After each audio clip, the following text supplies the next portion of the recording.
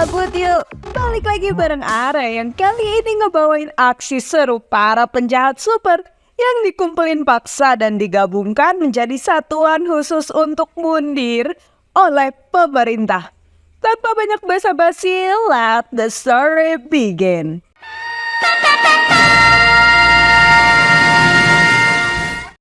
Film dibuka dengan penampakan seorang aki-aki yang hobi main bola. Bola aja jadi senjata. Waktu santuinya keganggu karena si ibu datang mau ngerekrut si Aki. Sambil menanamkan bom di tengkuknya, Waller ngejelasin kalau tugas Savan hanya menjalankan perintah atau bom itu akan diledakkan. Colonel Flag akan menjadi kepala regu Savan. Dan seperti di film pertamanya, Suicide Squad berisi orang-orang abnormal. Tunggu, apa itu juga termasuk orang? Wih, ini nih yang ditunggu-tunggu. Setelah si Sweet but a Psycho datang, pesawat itu lepas landas. Di back office-nya malah sibuk taruhan tentang siapa yang bakalan mundur duluan. Setelah terlibat obrolan gak penting tentang si Weasel itu makhluk apaan. Yo, is this a dog? What? Mereka diterjunkan di laut dekat pantai tujuan mereka. Buset, mana gak bisa berenang lagi si Musang yang kini berakhir menjadi korban Did pertama. anyone check on whether the weasel could swim?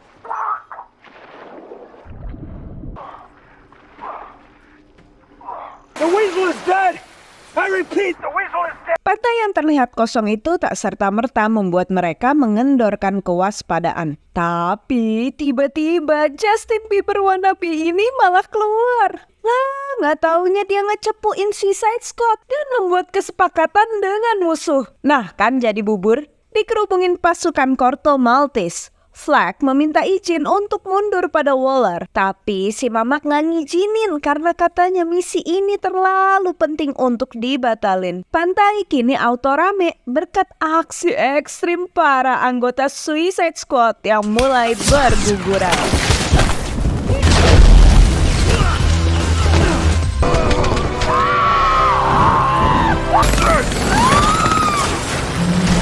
Tanpa diduga, Savan ternyata lebih waras dibanding yang lain dan segera berbalik melarikan diri. Ia bahkan mengabaikan Waller yang menyuruhnya kembali. Ups. Wah, rupanya Waller menerjunkan 2 tim dan tim Flag sengaja dijadikan pengalih perhatian. Kini hampir seluruh tim itu berakhir tragis. 3 hari sebelumnya, pria yang lagi sibuk bersih-bersih ini merupakan pembunuh bayaran yang dilatih oleh ayahnya sendiri untuk membunuh sejak ia dilahirkan. Kejahatannya ngebuat Superman masuk ICU. Buset.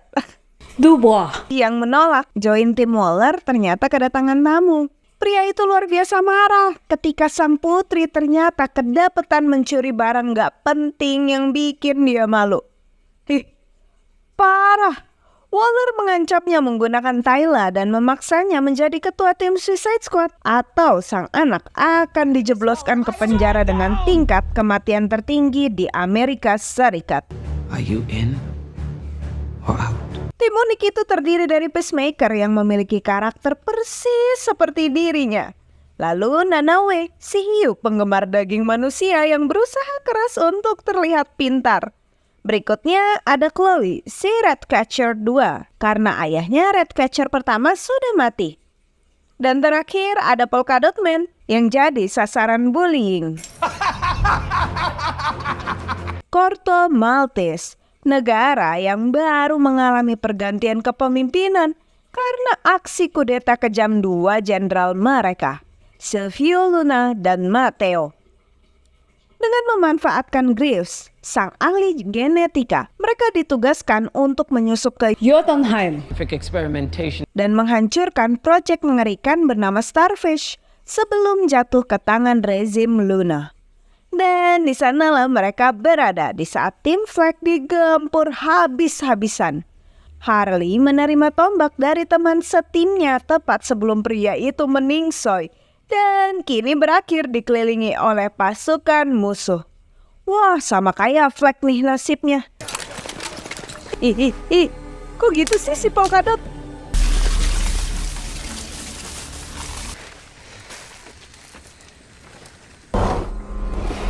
Buset, Chloe nyaris dimakan Nanaue yang kelaparan. Tapi usaha pembelaan diri Chloe malah memicu fobia Dubois. yang ternyata takut tikus. Alih-alih menyingkirkan Nanaue, gadis itu menjadikan si hiu sebagai temannya agar Nanaue tidak memakan mereka.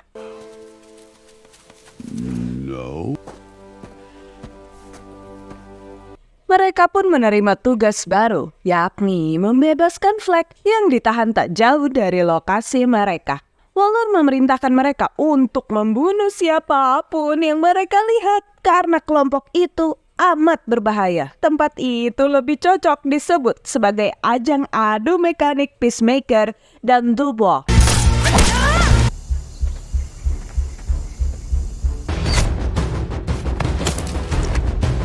No one likes to show off. Unless what they're showing off is Lah, wanita pemimpin pemberontakan ini ternyata temennya Flag dong. Yang salah mana udah habis semua anak buahnya.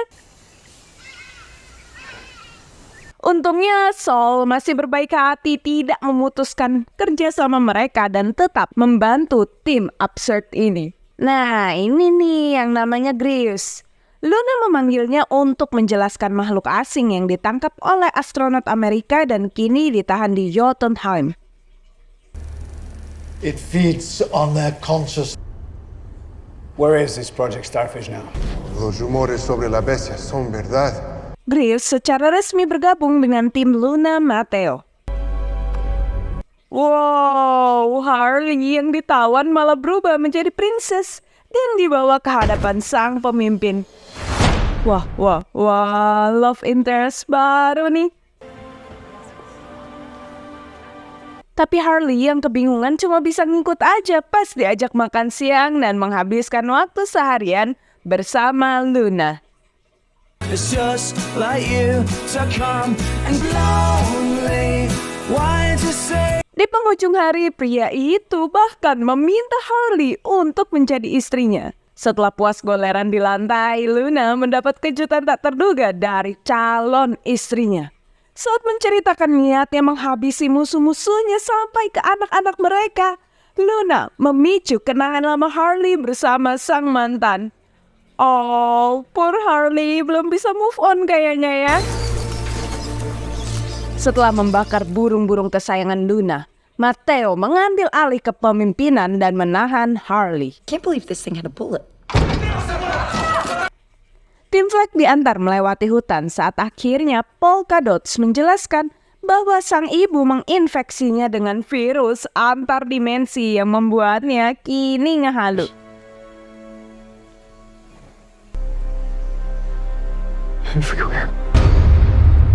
Milton yang dikirim Saul tiba di perbatasan dan akhirnya setelah lebih dari setengah jam perjalanan film, kita menemukan reaksi normal orang ketika melihat pembunuhan.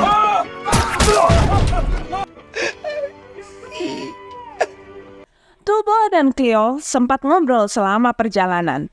Wanita itu menceritakan tentang ayahnya yang jenius dan membawakan teman baru baginya yang memberi mereka kehangatan.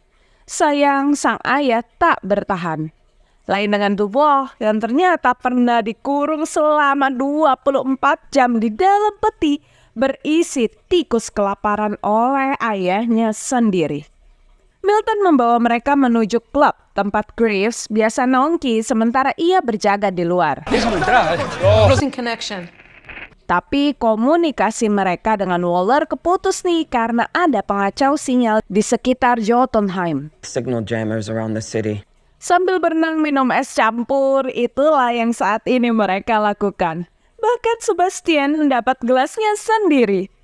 Yang gak mereka tahu, Harley yang ditangkap pasca nembak Luna lagi ditahan sama Mateo. Meski mantannya Joker ini gak bilang apapun, Mateo yakin Harley bukanlah satu-satunya orang yang dikirim ke sana. Sehingga kini pasukannya menyisir kota untuk mencari orang Amerika lainnya. Aduh, jadi aja Sebelum sempat membawa Graves pergi, para tentara sudah memenuhi dan mengepung tempat itu. Estamos buscando a todo yankee que ande dando vueltas. 3 pria besar ini berusaha menahan para tentara agar Chloe dapat membawa Graves pergi. Meski sempat panik, Chloe berhasil melumpuhkan tentara yang menghalangi, sehingga mereka bisa kabur dengan membawa Graves bersama Milton dan si Polka Dot. Para tentara yang terlalu santuy ini nggak sadar kalau mereka lagi berhadapan dengan orang yang salah. Sehingga tanpa kesulitan sedikit pun, Flag, Peacemaker, dan Dubois berhasil membalikan keadaan.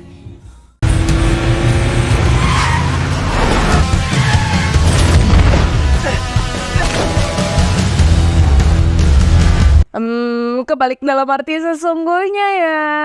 Setelah mendapat info kalau Harley ditahan dari si santuy, Flag memutuskan melakukan sedikit improvisasi pada rencana mereka. Jadi disinilah mereka berada, bersiap-siap untuk menyelamatkan rekan suicide yang ditawan. Tapi lagi-lagi tanpa mereka ketahui, yang mau diselamatin jauh dari kata membutuhkan pertolongan. Semua terkena bunga-bunga Harley.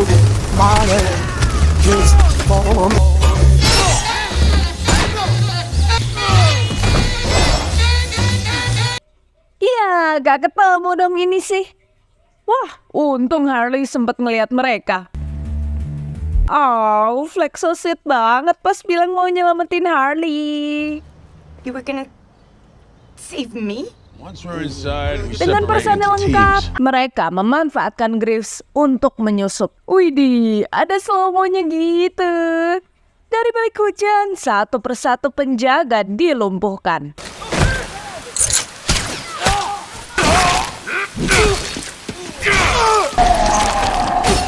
Kembali berkat kebaikan Graves, akhirnya mereka berhasil memasuki Jotunheim. Suicide Squad kemudian berpencar dan memasang bom untuk meruntuhkan menara itu.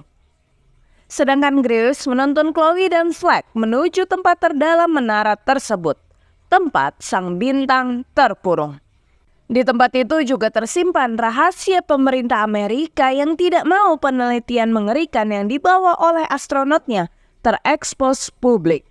Melihat penelitian abnormal itu dan banyaknya korban yang sudah berjatuhan, Flag bertekad mempublikasikan kebejatan pemerintahnya dan membelot dari misi utama mereka. Ya ampun, Peacemaker yang ngintil ternyata punya agenda khusus dari Waller yang memerintahkannya agar tidak ada data yang keluar dari menara itu. Setelah upaya negosiasi nggak berhasil, Flag kini harus menghadapi Peacemaker.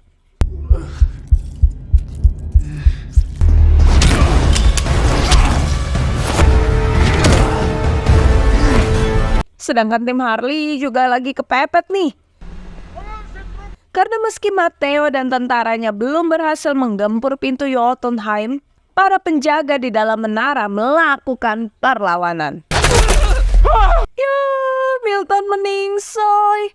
Aduh, sepet-sepetnya mereka ngeributin siapa Milton karena Harley nggak ada orang bernama Milton.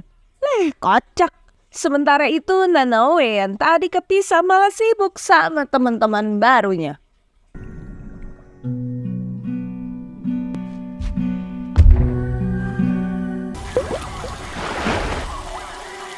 Nah, kan tentaranya mulai banyak. Harley telat mencegah Polka Dot ngelepas bulet-buletnya sehingga kini bom yang tadi berada di tangan Milton meledak. Waduh, kan bahaya nih. Pertarungan di antara Flag dan Peacemaker juga memanas.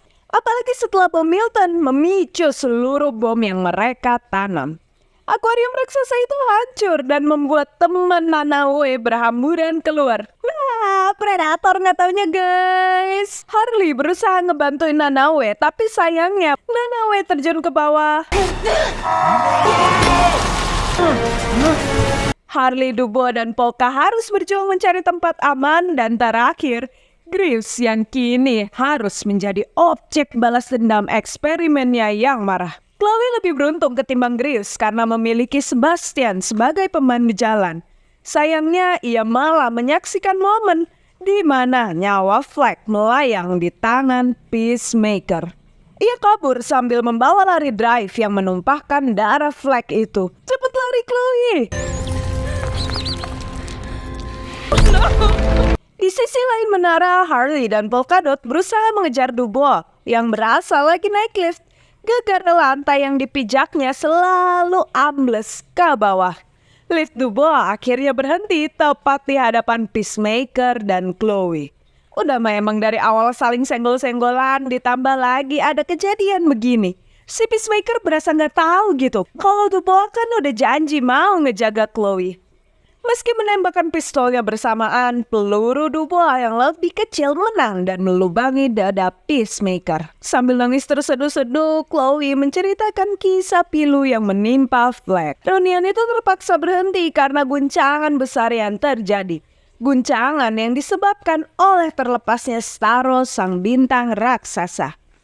Jadi aja Nanaue yang tadi sempat jadi sasaran tembak harus berhenti nyemilin tentara Mateo dan ikut kocar-kacir bersama tim Suicide yang lainnya. Starro melepas amat banyak anaknya yang berebut nemplok di muka manusia. Chloe yang tanggap segera menyuruh teman-temannya untuk melindungi wajah mereka.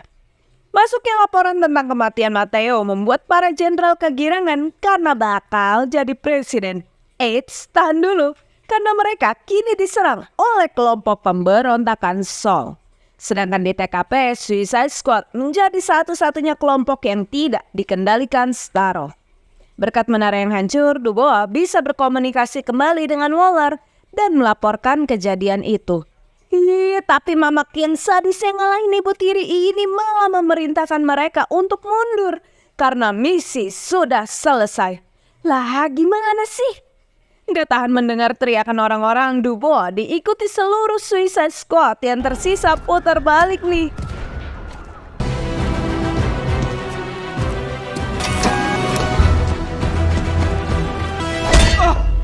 Wow, Waller juga ditumbangkan oleh anak buahnya dan mereka segera ngebantu tim Dubois. Mantul di bawah pimpinan Dubois, Suicide Squad bersatu melawan monster yang terus memakan korban itu. Wah, Polkadot bahkan berhasil ngelukain kaki Starro. Sayangnya dia jadi, terlalu cepat seneng sih. Aduh, Chloe dan Dubois juga dikerubunin zombinya Starro lagi. Sambil melindungi temannya, Chloe mengerahkan seluruh kekuatannya pada Starro. Buset. Kagak fobia juga auto ngeri ya, dikerubunin tikus sebanyak itu. Tapi berkat bantuan teman-teman pengeratnya, Starro mulai kewalahan dan Harley segera mengarahkan tombaknya ke mata besar si bintang. Lah, malah berenang bareng Curut. Digerogoti luar dalam oleh Curut dan Nanaue, Starro berkata betapa dulu ia hidup bahagia, melayang menatap bintang. Penyelamatan Corto Maltese membuat Tyler terharu melihat sang ayah di TV. Meski sedih karena kehilangan Polkadot dan Fleck, Dubois menggunakan rekaman yang dilindungi Fleck untuk balik mengancam Waller. Meski omongannya terbukti benar, sambil ngompres kepalanya yang dicium stick golf, Waller terpaksa memenuhi permintaan Dubois untuk membebaskan mereka serta tidak menyentuh Tyler. Harley sempat ngambek karena keinginan Fleck tidak terwujud. Tapi dengan baiknya ia masih mau berteman dengan Dubois yang dipanggilnya Milton. Ya, ngakak banget dah. Meski sempat tegang, Dubois membelai Sebastian yang tidur di pangkuannya. Eits, tapi belum selesai nih. Ada 2 scene penting lagi tentang sosok yang tanpa kita sangka masih hidup. Yakni Weasel si musang pembunuh anak-anak serta Peacemaker yang ditemukan di bawah reruntuhan Jotunheim. Wah, nggak pernah ngebosenin ya kalau lihat aksi Margot Robbie. Komen dong buat para fans si cantik Bata Psycho ini. Melihat track record para Suicide Squad yang jauh dari kata bersih, perlu dicatat bagaimana mereka akhirnya memutuskan untuk menolong sesama. Mereka aja bisa, masa kita enggak? Ingat, janganlah menahan kebaikan dari orang-orang yang berhak menerimanya, padahal kita mampu melakukannya. So, review apa lagi kita? Tulis requestmu di kolom komentar ya. Sampai jumpa di next video, dan terakhir, salam pecinta film.